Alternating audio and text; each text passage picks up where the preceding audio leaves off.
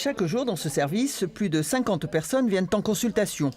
C'est le cas de Chloé et Camille qui partent travailler cette semaine en Afrique. Si vous n'avez pas le carnet de vaccination international, vous ne rentrez pas sur le territoire. Ouais. On vient se faire vacciner contre la fièvre jaune parce que nous partons au mois d'avril pour un stage à l'étranger, un stage humanitaire en Afrique au Togo. Et donc nous allons intervenir dans le champ de l'environnement et de l'éducation. En plus du vaccin de la fièvre jaune, les deux amis vont avoir en cocktail hépatite A, méningite et typhoïde. J'ai tendance à recommander une optimisation de la vaccination plutôt que de compter sur sa chance. On a un peu la trouille quand même des piqûres, mais il faut bien y passer, je crois. Ça va le faire. Avec la démocratisation des voyages depuis 15 ans, plus de 17 millions de Français partent chaque année à l'étranger. Les vacanciers oublient que certains pays présentent des risques sanitaires. Le tiercé gagnant, on va dire exotique, c'est le paludisme, la dengue et toutes les causes de diarrhée fébrile.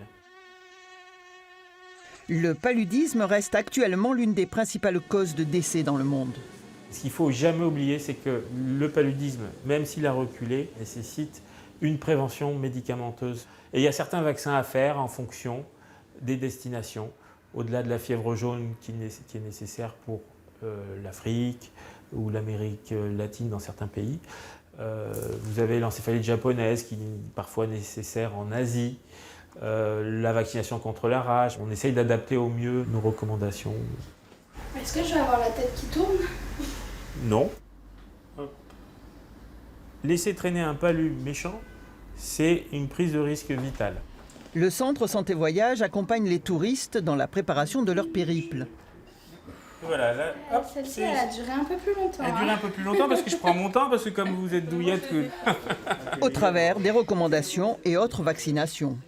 Après, quand on revient, qu'on ait utilisé les mesures de protection anti-moustique ou pas, il faut être extrêmement vigilant en cas de fièvre. Pour le paludisme, jusqu'à 6 mois après le retour. Pour la dengue et le chikungunya, c'est jusqu'à 2 semaines après le retour. Prendre des rendez-vous en ligne ou par téléphone au moins 1 mois avant le départ.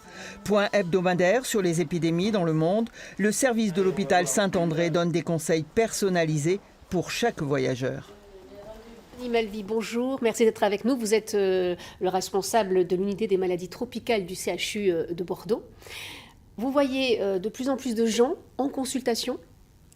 De plus en plus de gens, en effet, qui voyagent, et tant mieux, parce que les voyages forment et entretiennent la jeunesse.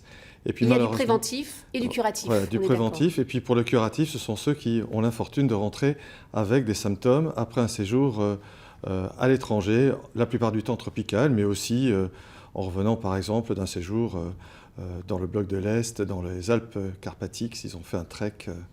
Donc des maladies qu'on pourrait éviter, quels conseils qu'on pourrait tout à fait éviter par des mesures simples, les chimioprophylaxies, la chimioprophylaxie du paludisme qui est obligatoire pour des sujets séjournant en Afrique au sud du Sahara, les vaccins, la vaccination contre la fièvre jaune pour des séjours tropicaux en Amérique du Sud et en Afrique, les mesures barrières, c'est-à-dire se protéger contre les piqûres des vecteurs, des moustiques et des tigres, d'abord en s'habillant, en se munissant de vêtements couvrants et en imprégnant ces vêtements par des insecticides et des insectifuges, en dormant quand on va en Afrique sous moustiquaire imprégné pour se protéger des piqûres de la moustique qui transmet le paludisme et en appliquant sur les surfaces de la peau non couvertes par les vêtements des répulsifs lorsqu'on va en Asie, en Afrique ou en Amérique du Sud pour se protéger et du paludisme et des virus transmis par les moustiques. La rage aussi, elle est présente dans beaucoup de pays. Faut-il se protéger ? De quelle façon ? Alors, on se protège contre la rage en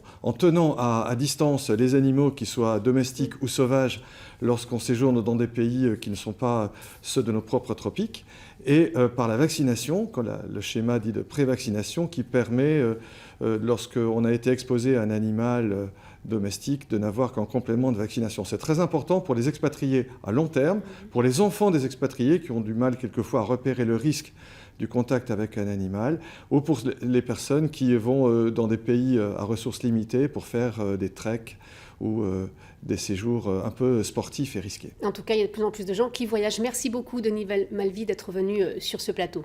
Merci à vous et bon voyage à tous.